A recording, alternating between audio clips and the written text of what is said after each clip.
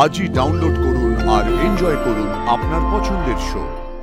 কার সঙ্গে ধাক্কা লেগেছিল? আরে ওই তো ভদ্রলোক, ওই আমাদের জ্যোতির বাবা। মানে জ্যোতির বাবার সঙ্গে ধাক্কা লাগার পরেই তোমার ফোন থেকে ভিডিও উধাও? এই দেখো, তুমি এখানে আসার পর থেকে না শুধু আনন্দ ফুর্তিই করছো, সময় করে ওষুধগুলো খাচ্ছ না। আজকে প্রেশারের, এই দেখ, না না সকালে তো প্রেশারের ওষুধটা ছিল, খেয়েছো? খাওনি? তাহলে তো মাথা ঘুরবেই, সেই জন্যই তো সেন্সলেস হয়ে পড়ে গেছো। দেখো, এইসব আজে বাজে কথা না একদম ভেবো না। ভাববো না? আমার ভিডিওটার কথা ভাববো না? কোথায় গেল বলতো ভিডিওটা? ওই দেখ, আবার এক কথা বলে যাচ্ছে, ভিডিও ভিডিও। বাবা, তোমার ওই ভিডিওগুলো সব আমি দেখলাম, ওই ছেলেগুলোকে তো দেখা যাচ্ছে ওই শরবত সার্ভ করছে, কিন্তু তুমি যে বলছো না যে দুটো ছেলে শরবতে কিছু মেশাচ্ছে, কই এরকম তো কোনো ভিডিও পেলাম না। নেই, কোথাও নেই সেরকম কিছু। না রে বাবা, নেই। শোন, আসলে কি হয়েছে বলতো, বাবা তো সারাক্ষণ ধরে ওই সব ভেবে চলেছে, কনস্ট্যান্ট, তো সেটাই না অবচেতন মনে বসে গেছে। তাই জন্য কি দেখতে কি বাবা, এগুলো তোমার না সব ভুল ধারণা। কিচ্ছু ভুল ধারণা নয়, আমি ঋষির বিয়ের পুরো ভিডিওটা তুলেছি। স্পষ্ট দেখা যাচ্ছিল যে দুটো ছেলে ওই ওষুধ মেশাচ্ছে শরবতে, আর পাশে আর একটা ছেলে দাঁড়িয়ে ছিল। সে তো ছিল আমার ঘরে তখন। না দাদু ভাই, আমি থাকাকালীন তোমার ফোনে আমি এসব কিচ্ছু দেখিনি, তুমি ভুল করছো। কিচ্ছু ভুল করিনি। আরে ওই ভিডিওটা দেখানোর জন্যই আমি প্রভাদের কাছে যাচ্ছিলাম, যাতে ওগুলো ও পুলিশকে দেখাতে পারে। সেই সময় লোকটার সঙ্গে ধাক্কা লাগলো। কার সঙ্গে ধাক্কা লেগেছিল? আরে ওই তো ভদ্রলোক, ওই আমাদের জ্যোতির বাবা।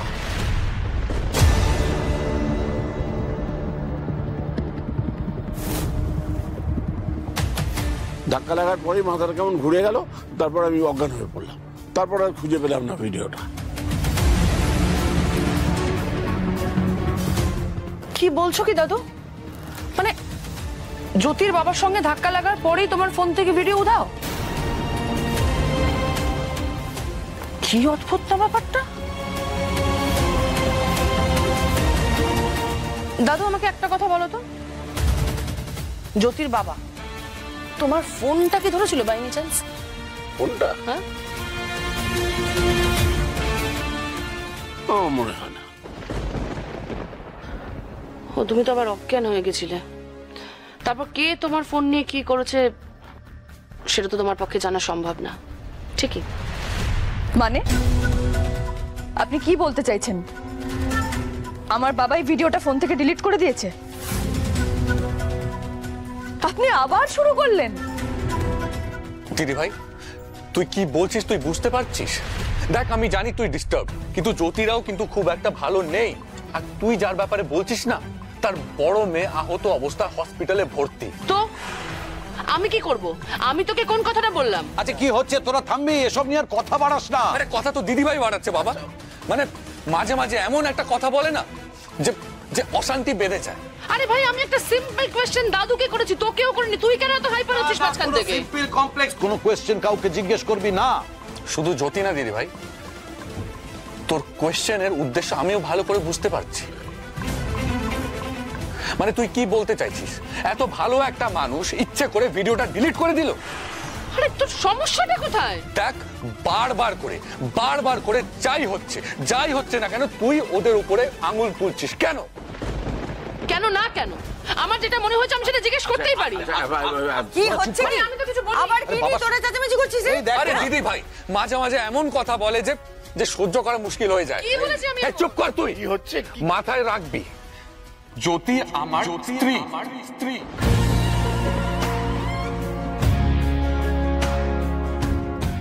আর যার উপরে তুই দোষটা চাপানোর চেষ্টা করছিস না, তিনি আমার শ্বশুর মশাই।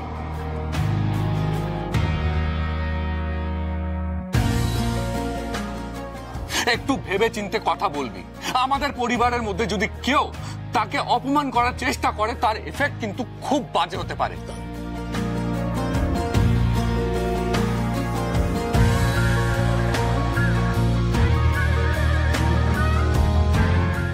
আপনি ভগবান না শয়তান, সত্যি গুলিয়ে যায় আমার ঋষি।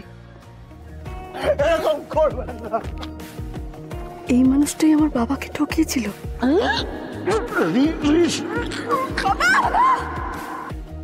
এর জন্য আমার দিদিকে এই বিপজ্জনক পথে নামতে হয়েছে। বিশ্বাস হয় না আমার মাঝে মাঝে। মনে হয় এই ঋষিকেই বিশ্বাস করি। দাদু, আমার মনে হয় তুমি এত ভিডিও করেছো, এত ভ্লগ বানিয়েছো, এত লোকজন ছিল, তোমার চোখের ভুল হতে পারে। আরে আচ্ছা ঠিক আছে, ঠিক আছে, তুই যখন বলছিস তাই আমি মেনে নিলাম। দাদু, এবার তুমি রেস্ট করো, কাল তো আমরা বাড়ি ফিরছি, বাকি কথা বাড়ি গিয়ে হবে। আর জ্যোতি, এবার তুমি একটু ফ্রেশ হয়ে খেয়ে নাও, কাল থেকে তুমি কিছু খাওনি, এবার খাওয়াটা জরুরি। হ্যাঁ, তুই চিন্তা করিস না, আমার বলা আছে, খাবারও রেডি আছে। জ্যোতি চল। হ্যাঁ যাও, একটু ঘুমিয়ে নাও, একটু রেস্ট নিয়ে নাও। আর আমার বলা আছে, ঠাকুরপো, শঙ্খ, দুর্জয়, নীরু আর খেয়া কাল হসপিটালে যাবে, সেখান থেকে বিভাকে নিয়ে কলকাতায় শিফট করবে, আর আমি তোমাদের নিয়ে যাব সোজা বাড়িতে, বুঝলে?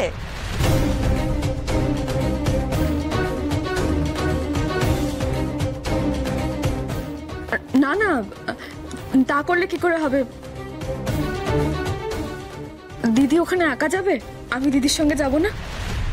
শোন, মেয়ের কথা শোন, তুমি চলে গেলে কি করে হবে? তোমাকে তো এখন যেতে হবে শ্বশুর বাড়ি। তুমি আর ঋষি একসঙ্গে না গেলে আমি বরণ করে তুলবো কাকে? আর দুধে আলতায় পা ডুবে আমার লক্ষ্মী বৌমাটি গৃহপ্রবেশ করবে না? হ্যাঁ, সে কি হয় নাকি? হ্যাঁ,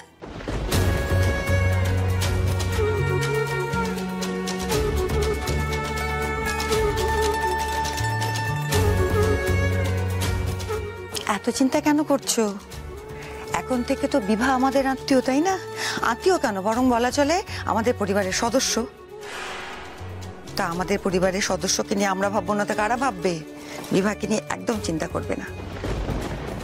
আর একটা কথা, এই মাটা যতক্ষণ আছে না, তোমাদের পাশে সব সময় আছে, তোমাদের হয়ে আমি চিন্তা করব, ঠিক আছে?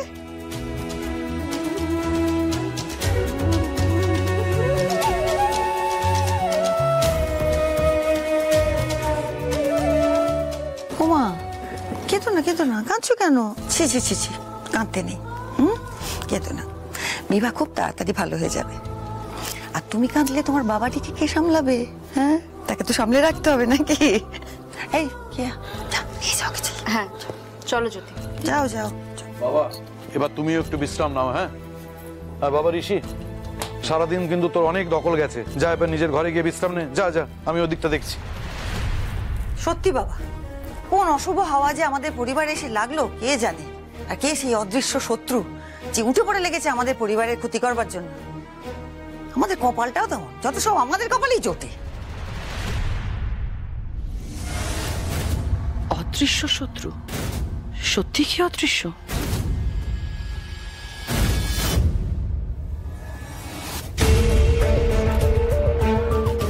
সেই শত্রু কি আমারই অতীতের কোনো ভুলের ফসল, মা? যে অতীতের কথা জ্যোতিকে বলতে গিয়েও বলা হয়নি।